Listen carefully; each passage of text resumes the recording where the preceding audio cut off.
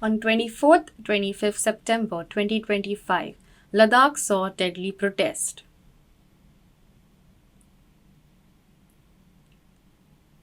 At least 4 people were killed and many others were injured in this violence. They were all Gen Z. Gen Z youth are the ones born from 1997 to 2012. They led the demonstrations against central government demanding full statehood for Ladakh.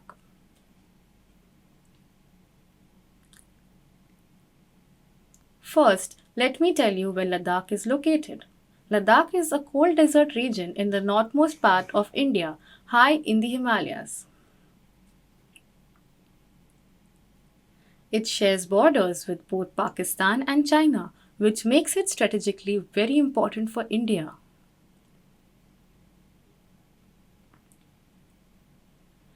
As it is an important route for trade, imports, and exports with a strong presence of military forces. But why this protest? I'll share the history of it. Ladakh was a part of Jammu and Kashmir before Article 370 was revoked.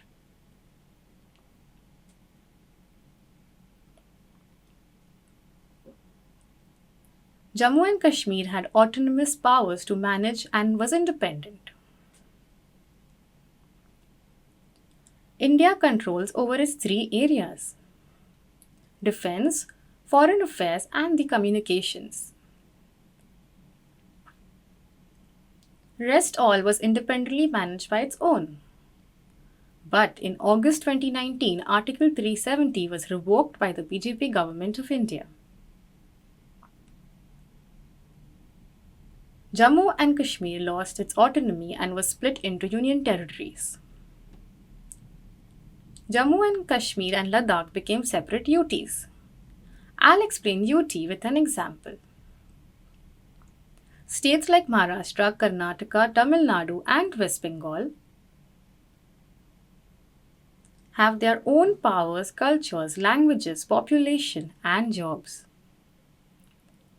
The central government maintains direct coordination with the individual state governments. But UTs are directly managed by the central government. For example, Delhi, Chandigarh, Lakshadweep, and Andaman and Nicobar are union territories governed by the central government.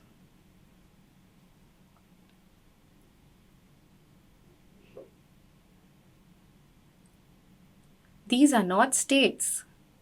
While Delhi have limited powers, Ladakh has no legislature at all. Jammu and Kashmir has its own legislature.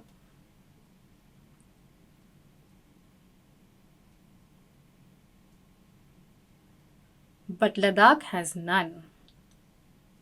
Ladakh is being directly controlled by the central government. It is run by directly bureaucrats appointed from New Delhi. Similarly, Lakshadweep is under direct watch by bureaucrats. Ladakh is ignited on this matter. The demands of these people are often ignored. Job requests go unmet, they lack land rights, and their agriculture and tribal cultures are overlooked.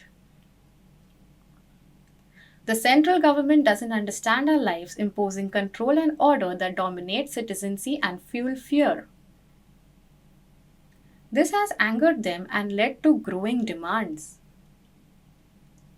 Hence, Gen Z youth are protesting and demanding full statehood for Ladakh.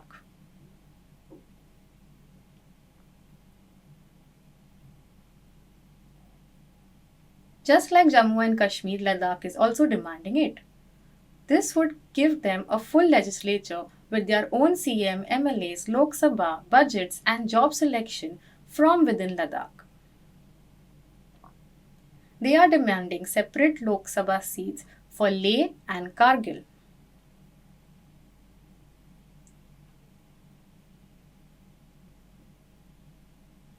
These are the demands. But the government often neglected them, sparking protest led by Gen Z youth. What triggered the violence in Ladakh? The protests in Ladakh were peaceful with demands to make Ladakh a state.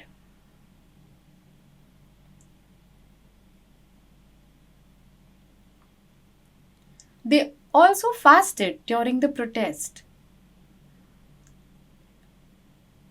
There were two people in the group who fainted due to hunger and were taken to the hospital. An informed government, but they completely ignored us despite our peaceful protest and fasting.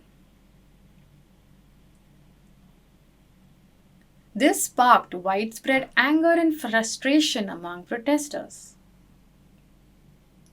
They moved towards BJP's regional office and violence broke out. This happened on 24-25 September. Ladakh witnessed its most violent protest. Youth groups set police vehicles and public buildings on fire.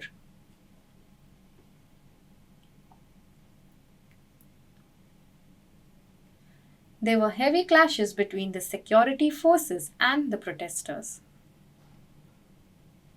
Security forces used batons, tear gases, and eventually opened fire.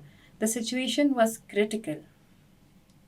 Over 80 protesters and 30 plus security personnel were injured. Hospitals in Leh struggled to treat the sudden influx of injured people. This is due to government's neglect. The leader, Sonam Wangchuk, is well educated in engineering, as everyone knows.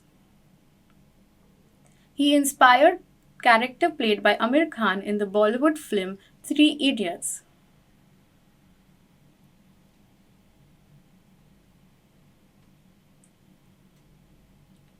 He presented the demands and called on the government to grant statehood to Ladakh as Gen Zs were already fumed. The youth tried to hold patience, but it felt useless. Their patience broke and they resorted to violence. The government kept neglecting, and now things turned around. Now things are no longer the same. Earlier protests were non-violent, like those led by Gandhi. But now youth led them with aggression, often involving destruction. The government will be terrified and concede with their demands. They want the government to wake up, engage, and address their demands. Sonam warned the government that Ladakh could see protests like Nepal, where youth-led movements turned violent.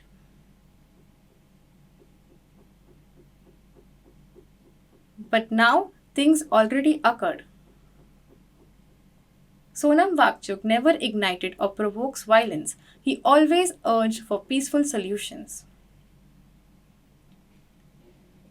But the Gen Z youth lost patience and launched violent protest after being ignored by the government.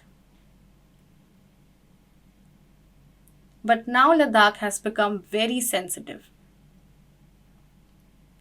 Ladakh shares both borders with China and Pakistan, making it strategically difficult.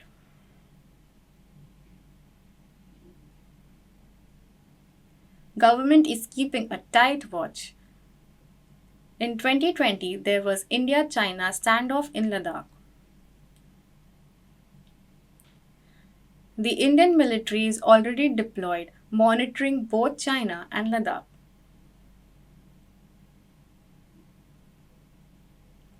The government is trying to maintain balance between China and Ladakh to avoid any uncertainty. The Indian government has imposed Section 144 to avoid any further protest. But the Ladakh youth didn't back down and continue to have their demands met. They want their tribe, culture, and people to be recognized and granted statehood. The protests are still on. Oh God!